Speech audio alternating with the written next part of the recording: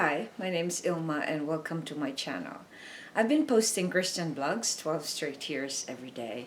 Today I'd like to share Exodus 33 verses 12 to 16. Here's the word of God. Moses said to the Lord, "See, you say to me, bring up this people, but you have not let me know whom you will send with me. Yet you have said, I know you by name, and you have also found favor in my sight. Now therefore, if I have found favor in your sight, please show me now your ways, that I may know you in order to find favor in your sight. Consider too that this nation is your people."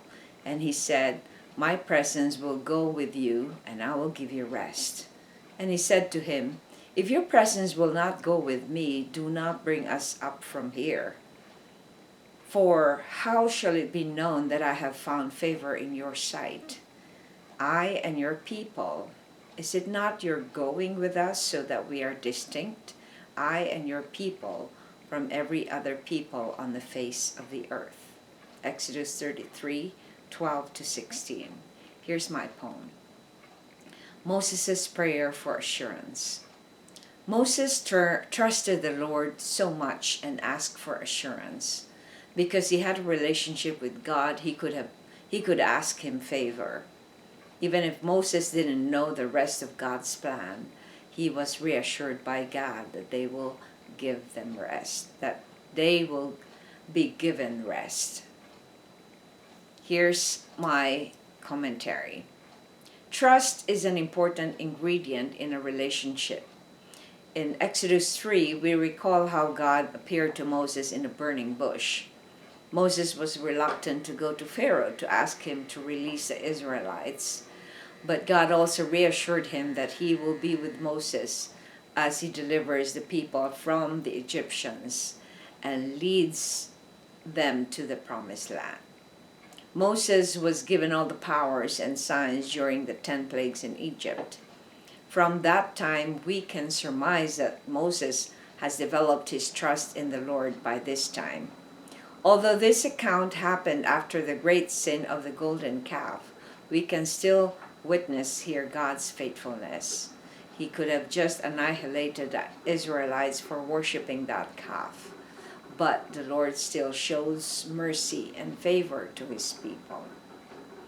The Israelites traveled 40 years in the wilderness, and those number of years must have built that trust that Moses had for the Lord. In verse 13, Moses was still asking the Lord to make himself known to him. God's ways are not our ways.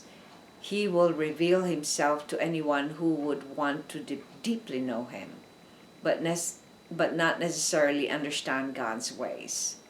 It's God's prerogative how much understanding he wants to happen. Reflection. Why is it important to trust God even if we don't understand things? Faith is actually is that hope that we have even though we don't understand things.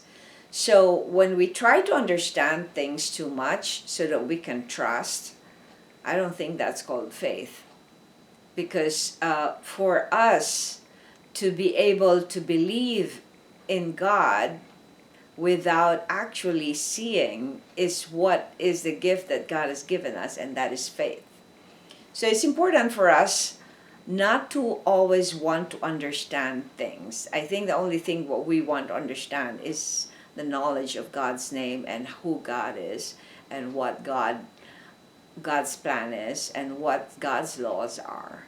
But for us to understand things that are unfathomable, because God only gives us a certain amount of knowledge so that we could clearly rely on him for everything. He doesn't want us to be self-sufficient. He doesn't want us to be independent of him. He wants us to depend on him for everything. So in this account, we hear how Moses' prayer for assurance went so well, because even though God didn't didn't was angry at what they did with the golden calf, he still reassured Moses that he will keep his promise even though he will not be with them as he was before the grievous sin of the golden calf. Thanks for watching. I hope you check my website at ilmaarts.com for artworks, photographs, and a copy of this blog. Please subscribe to my channel on YouTube so I could make more videos, give you the Word of God. If you haven't already, check over 3,000 videos I've done over the years I've been doing this. Just type on Google or YouTube search ILMA'S Poem Devotional. Have a wonderful day.